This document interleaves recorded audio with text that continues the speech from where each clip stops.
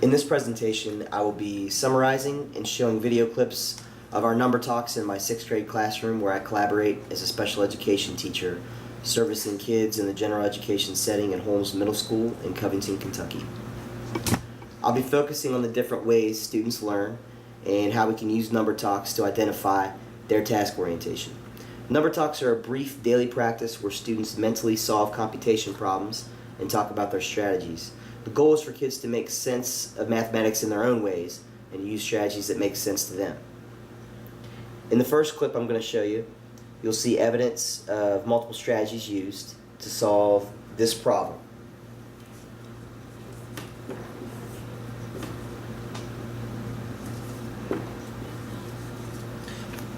We always write the problems horizontally to discourage the use of traditional algorithms to solve them.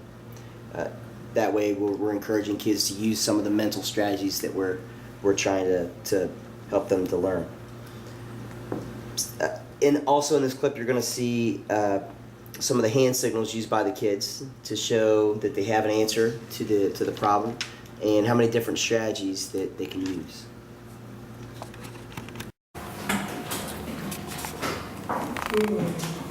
Okay. We're going to start number talks today. Get ready with your signals. Here they come. Ready? Go. Go.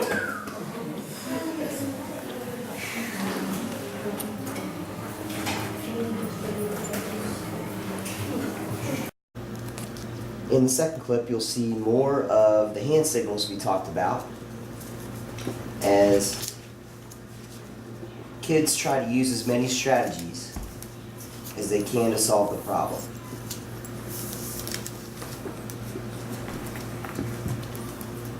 Think time is important in number talks, and the silent signals don't compel the students to share out loud, but are a way to determine engagement.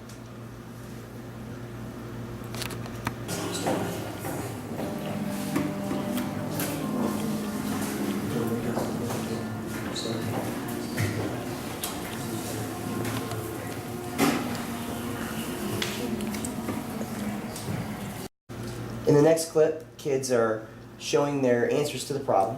There are a few different answers, but it's important that we don't give answers but allow kids to make sense of their own mathematical ideas. The answers are recorded on the whiteboard, and when things are going well, students are reevaluating their incorrect answers based on sound strategies shared by their classmates.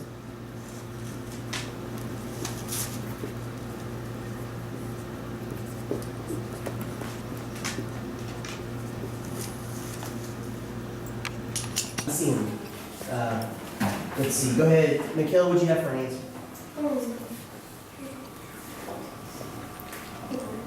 I'll come back to you.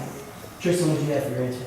3.7. What do you have for an answer, Eric? 3.7. 3.7. They have a different number. Raise your hand if you have a different number. Jade? 3.0. What's that? 3.0. 3.0. Okay. Anybody else has a different one? 2.3. 2.3. Our last clip is the discussion and sharing out of strategies used. Notice the different ways that kids see the problem and how a culture developed over time where kids realize that mistakes are actually assets to learning as opposed to a more traditional math culture which penalizes incorrect answers without regard to the processes used can be a game changer in math instruction.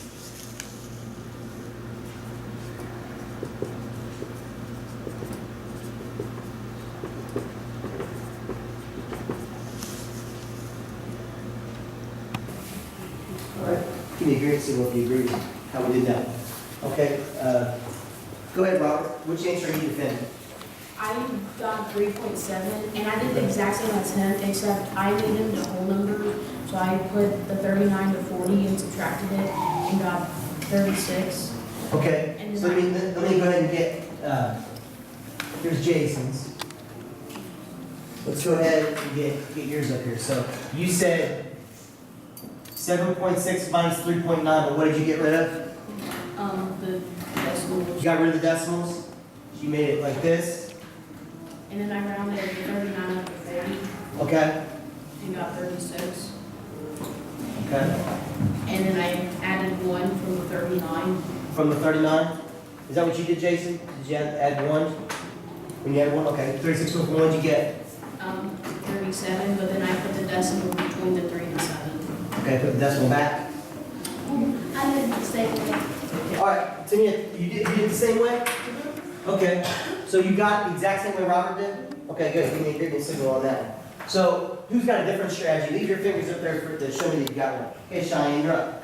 So what I did is I did adding instead. So I know how you've been teaching us. It's like don't be scared of the decimals because there's an easier way to do it. So I took both of the decimals out. Okay. So it was 76 and 39. Sounds similar to what Robert was doing a little bit. Go ahead. And then I jumped 40. Mm-hmm. Like that? And then I jumped 70. Okay. And then I jumped to 76. All right. And then I got 37 out of it, and then I put the decimal back. You got 37 after you got all these jumps, and then you put the decimal back. All right. What other strategies did we use? Bianca, what strategy did you use? Same difference? Okay, talk to me about that. I kept the decimals and then 349 and I rounded back to 40 or 4. Okay. And then I did 7.6 and took that to 7.7. All right. Why'd you choose to go to 7.7 and 4? Because 349 is close to 4. It's close to 4? Okay. And then what you use it with and I did 7.7 minus 4 and got 3.7. Okay. Was it easier because you did that? After just a brief implementation of number talks in my classroom, 3 weeks to be exact, I noticed some positive changes that are sure to have an even bigger effect if implemented throughout the course of an entire school year.